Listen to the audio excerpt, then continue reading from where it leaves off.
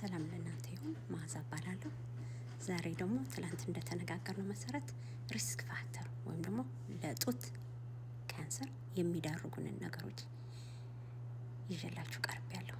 የመጀመሪያው የዘር ጉዳይ ነው። እናት፣ አክስት፣ አያት የጡት ካንሰር ካላቸው የሚቀጥለው ትውልድ ይህንን ለማግኘት እድል ይኖረዋል ማለት ነው።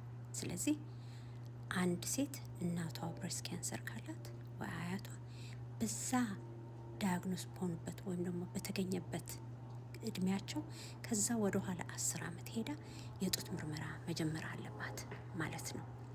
የሚቀጥለው ደግሞ የወር አበባ ነው። የወር አበባ ከ12 ዓመት በፊት ወይም ደግሞ ከ50 ዓመት በኋላ ከመጣ ይህም ደግሞ ለጡት ካንሰር መሰረት ሊሆን ይችላል። በሶስተኛ ደረጃ ደግሞ ክብደታችን።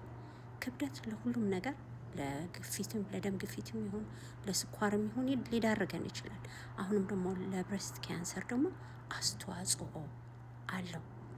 በአራተኛ ደረጃ ደግሞ የምንበላው ምግብ በብዙ ፕሪዘርቬቲቭ እና የታሸጉ ነገሮች ስኳርና ነጭ ዱቄት የበዛበት ከሆነ ይህም ደግሞ ለካንሰሩ ለማደግም ይሁን ለመጀመር እድል ይሰጠዋል ማለት ነው። በአምስተኛ ደረጃ ደግሞ የምናጨስ ወይም ደግሞ የምንጠጣ ከሆነ እነዚህም ነገሮች በሌላ የጤና አካባቢዎችም ሁሉ የሚጎዱ ስለሆኑ በእነዚህም ነገሮች ላይ ብንቀንስ ለብሬስት ካንሰርም ሊያግዘን ይችላል።